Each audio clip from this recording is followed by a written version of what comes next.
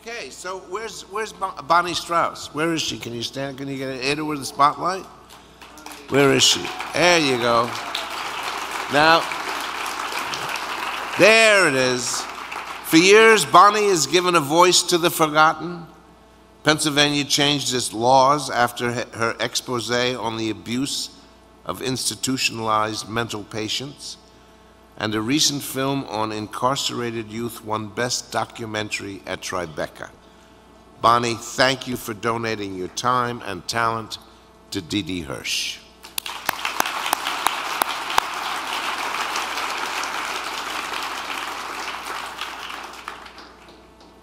First, there was Generation X, then Generations Y and Z. Our next award presenter, Jennifer Renick, decided it was time for Generation Hopeful.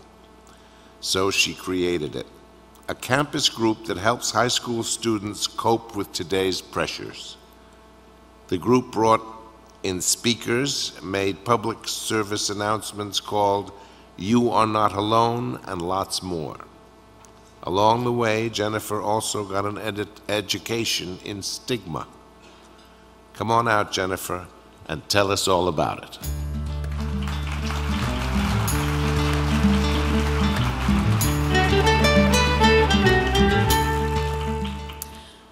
Three years ago, a good friend of mine was suicidal and ended up spending a good portion of the school year in a psychiatric hospital. My friend told me that in the weeks leading up to her suicide attempt, the school counselor refused to meet with her due to her busy schedule. The counselor told her to focus on her academics instead.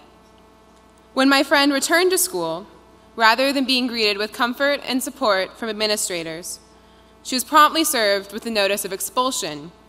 She and her mother met with the principal and the school board and were told they didn't think someone like her belonged at this school. Sadly, this is only one of many stories like this I've heard. As a human being, I simply couldn't tolerate this. We need to help each other instead of sending depressed kids away like lepers. Besides, hiding the problem won't solve it. About 8% of high school students in LA attempt suicide each year. At a school of 500, that's 40 kids. We can't expel them all. So Generation Hopeful decided to organize a benefit concert to support suicide prevention. Our research led us to Didi Hirsch, home of the first and best suicide prevention centers in the nation. It's a real honor to be connected to such a great organization and to be presenting a leadership award to Alison Malmon. I'm just getting started in this fight. Alison has been at it for a decade. After a devastating loss, she channeled her sorrow into action for others. There's no greater tribute we can pay to someone we love. Because of Alison, today there are student groups dedicated to offering psychological support and erasing stigma on 230 college campuses. Please welcome Didi Hirsch's 2010 Leadership Honoree, Alison Malmon.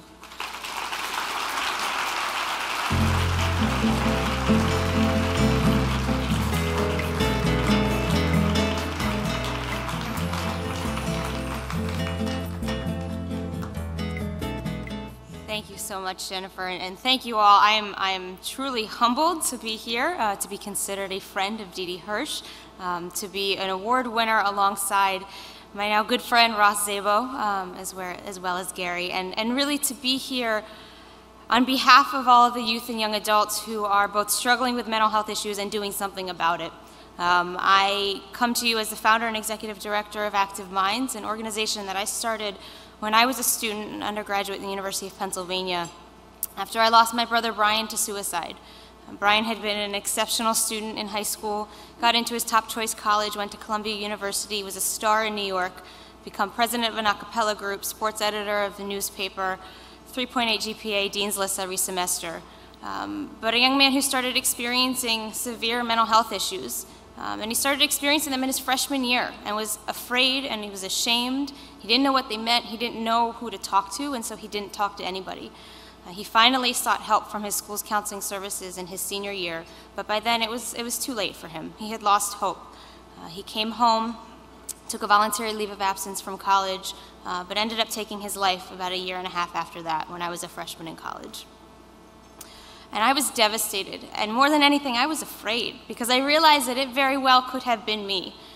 I learned that most mental health issues, as we've already heard this morning, most mental health issues first present in the high school and the college age. It doesn't matter your age, your gender, your race, your socioeconomic status, whatever it is, mental health issues affect us all, and nobody had told us about that. Nobody had educated us about mental health, about mental illness, about suicide, any of the resources that were available to us, and it was Brian, it could have been me, and it was any one of the thousands of students that were on my campus at that given moment. And so with the help of my counseling services at Penn, I started a student group with the goal to utilize the student voice, students, to tell their stories, to educate about mental health, about mental illness, about resources, and about hope. I was fortunate to be very successful with that student group and realized quickly that it was much larger than just my story, and much larger than just Brian's story that was affecting young adults.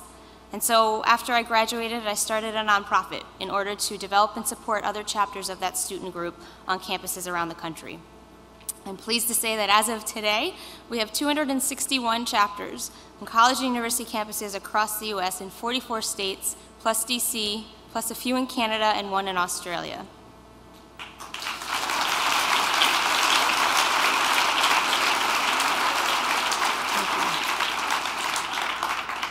We have grown from 1 to 261 in less than 7 years because of the dedication, the endurance, the ingenuity of students, of young adults who are fed up with stigma, who are fed up with experiencing mental health disorders and not being able to talk about it, who are fed up of losing friends and family to suicide and just sitting by idly not knowing what to do.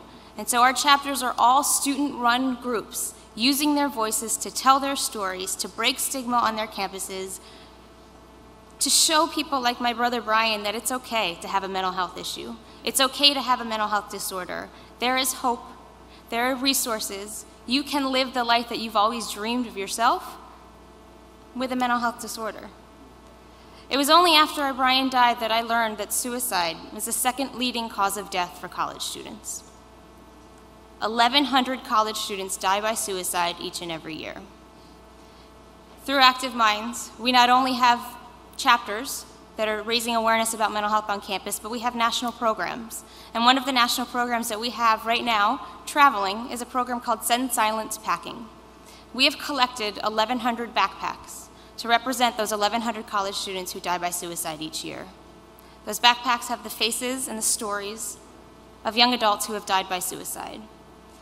And we're on a 10-city tour right now with these backpacks to demonstrate the incidence and the impact of college student suicide and the role that we all can play in reducing that number. And it's my hope, it's our hope, that in 2 years, 5 years, 10 years, we can continue to repeat this tour of backpacks, having the number, having a third of the number, and not having to have a single backpack in 10 years from now because we're not losing any young adults to suicide.